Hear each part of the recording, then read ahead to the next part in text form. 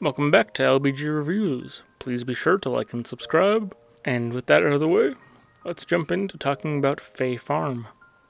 Fae Farm is a game made by Phoenix Labs, and it has been a recent release as of the making of this video. Now, Fae Farm really doesn't offer any accessibility features, and to be fair, from a gameplay perspective, at least my experience playing it on Nintendo Switch, it really doesn't need any. So why am I making a video about Fae Farm if I don't think that it needs any accessibility modifications? It's more of how rushed the game feels. Now, I know that people around the internet are starting to get tired of people comparing games to Stardew Valley or other farming simulators, but at the same time though, that does not excuse repetitive gameplay or mechanics that are ill executed or not very well thought out. So why am I hurling these accusations and throwing these labels at Fae Farm? Well, for one, when you explore the game's dungeons, in order to unlock the next floor of the dungeon without having to go around mining every single rock, digging up every single dirt pile to find a switch, you have to use these things called dungeon seals. Every floor requires you to make use of a specific set of dungeon seals, and then these dungeon seals get swapped out for new ones every few floors. Now, this does correspond with the addition of the materials needed to craft the next dungeon seal within the levels that you have to use them. However, it begins to feel very repetitive. In the saltwater mines, you have the copper seal. In the saltwater mines, you need to use copper seals, hammered copper seals, engraved copper seals, iron seals, hammered iron seals, and engraved iron seals. Now, as of the making this video, I've only gotten through a little bit of the second dungeon. However, that dungeon needs Faerite seals, Faerite hammered seals, and Faerite engraved seals. And I'm sure there's going to be more that I'm going to encounter, and then I know that there's still one dungeon left after this. These dungeons feel very repetitive. The enemies within them, while their character designs are very unique, feel very repetitive as well. Within the saltwater mines, you have an enemy that acts like an animated cannon. He tries to hop around, get within a certain range, and then fire a projectile at you. I thought that was really unique as I was exploring the saltwater mines, but then I get to the mines then I get to the floating ruins, and I find a loot that is doing the same thing. Within the saltwater mines, you had these pocket watches that would try to charge at you in a line, and I've had other characters and creatures within the floating ruins doing the same thing. Next up, we need to talk about characters around the village. Now, because I'm aware of the fact that people are getting tired of others using Stardew Valley as the end-all be-all of farming simulators, let's go to a game that, while not a farming simulator in the traditional sense, does relationship building gameplay better than Fae Farm. Potion Permit, a game that I talked about months ago. In Potion Permit, every character's role within the village was unique.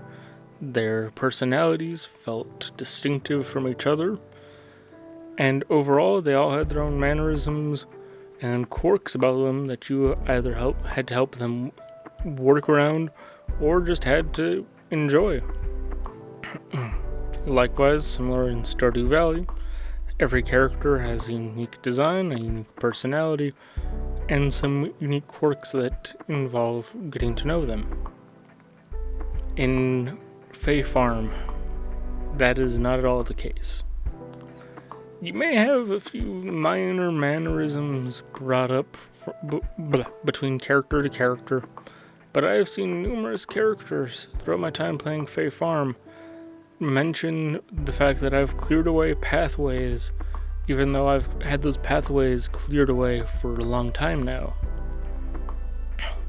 Likewise, in many games, once you reach a certain level of friendship with a character, you get quests to extend your friendship and get to know the character better. In Fae Farm, while these quests do happen and they do offer up glimpses of the mannerisms that make each character unique, there is no big payoff, at least from what I've experienced so far. I have helped out the fisherman Eddie numerous times at this point, and there's been no big payoff to it. He has thanked me for getting him whatever he needed, and then I've gotten the money for the reward and been on my way.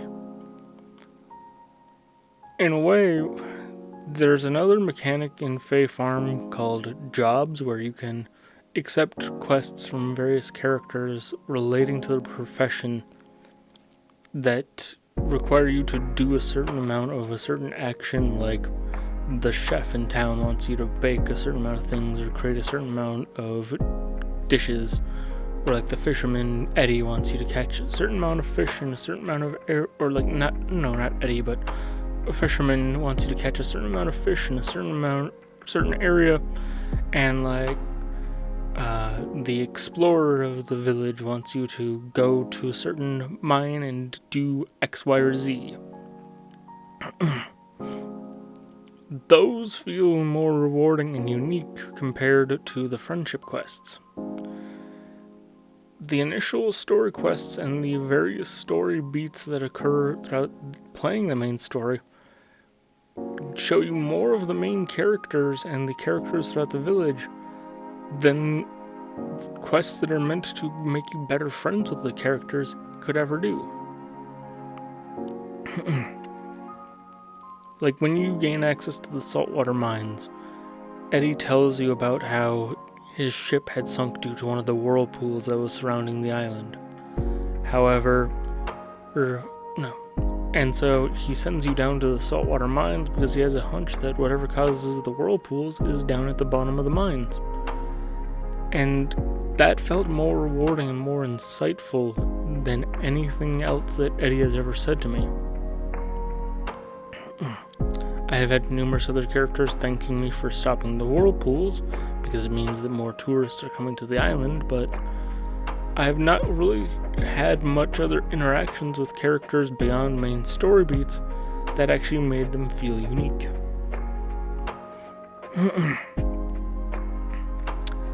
This brings me to another detail of the game, which is its decorating mechanics.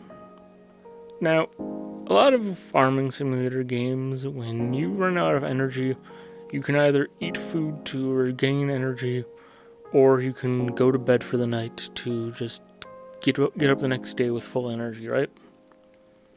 Fae Farm, yeah, you can do that. You can even make foods that will increase different stats, or they will help you out with different weather effects. However, some of the weather effects that you can acquire, at least in the item descriptions, don't feel quite right to me. Like there's this type of green tea, you can make green tea that says that it should help out with keeping you warm. And so I was like, oh, so I can go explore the snow area off to the northwest, right? No, I still get frozen solid like a brick when I try to enter the snow area, even though I just drank some tea. And why do I use this to demonstrate the decorating mechanics? Well, that's because in Fae Farm you need to decorate your house so that way you can gain a certain amount of health, stamina, and mana when you sleep each day. This also impacts how much mana, health, and stamina you regenerate when you enter your house. The decorating mechanics feel cool.